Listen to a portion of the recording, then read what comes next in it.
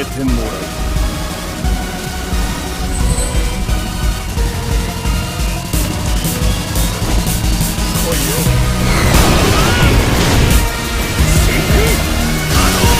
Like any great fighting game, Street Fighter V is magnetic. Once you start fighting, win or lose, you're attracted to the thrill of it all.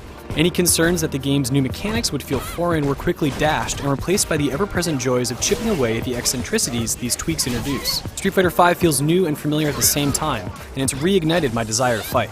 We received the game less than a week ago, and I'm quickly falling for its mechanics, which add to, rather than take away from, the importance of fundamental skills and measured play.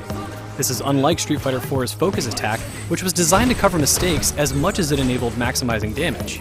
In the hands of a casual player, these tools are satisfying wrinkles that can deal high damage with low execution demands.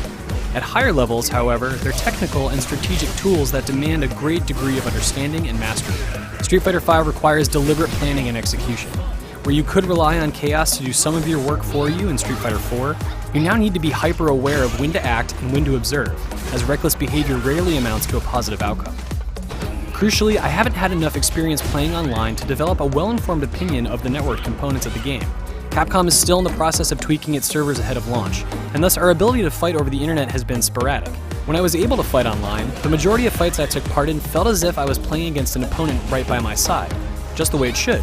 With so few players playing at the moment, it's too early to properly judge the netcode and as a result, deliver a definitive verdict on the game at large. Street Fighter V has so little single-player content, at launch anyway, that the efficacy of its online components is paramount. In its current state, Street Fighter V feels anemic. There are no difficulty settings, and it has a laughably easy and short story campaign for each character. And by short, I mean that they last anywhere from 2 to 4 fights from beginning to end. In the case of Fang, a graceful poison-emitting newcomer, he has 2 fights against the series' ultimate villain, M. Bison, and that's it. Based on my experience, you can complete everything in the story mode for all characters in less than an hour total by doing nothing more than repeatedly sweeping the legs of your opponents. You may have heard that Bengus, the artist responsible for some of Capcom's most iconic artwork over the years, has created visuals for Street Fighter V's story mode, but don't get excited. The quality of work here is a far cry from the beautifully rendered art Bengus produced in the 90s and the early 2000s. The storyboard quality images are inconsistent, with noticeable disparities in detail from one image to the next. At least completing the story mode will net you 100,000 fight money, Street Fighter V's in-game currency. Based on Capcom's plan for the future, that sum is just the right amount to purchase a new character. You'll also unlock a new costume for each character by beating their story mode chapter. But you unlock it for purchase in the in-game shop, not for immediate use. The fact that the game ties everything to currency of one form or another is disappointing. In lieu of fight money, you can purchase new characters and story mode costumes using Zenny, which you purchase using real money. Beyond training, the inconsequential story mode, and one-on-one fights, you're left with survival mode. And that's it. Survival mode is serviceable, offering 4 tiers of consecutive fights, but by allowing you to trade points earned during fights for health and power boosts, it doesn't provide a lasting challenge. Survival mode lacks the excitement of one-on-one battles, and it's not distinct or rewarding enough to pull you away from fighting actual opponents.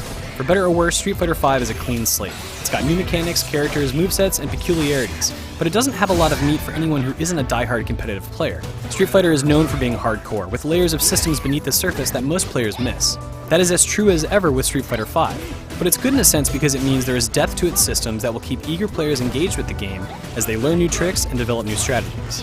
With the right tutorials and activities at their disposal, players should be able to understand these over time, but I can't say with certainty when these modes will become available, despite Capcom's current promises. When I'm playing Street Fighter V with friends, I'm completely lost in the heat of the moment, and that wouldn't be possible if the game didn't play so well. There's an excellent foundation here, but it will be hard to recommend Street Fighter V to anyone but the most passionate fans until the rest of the promised modes arrive. For now, I'm going to keep playing what is here and put the service to the test before delivering our final review in the coming days.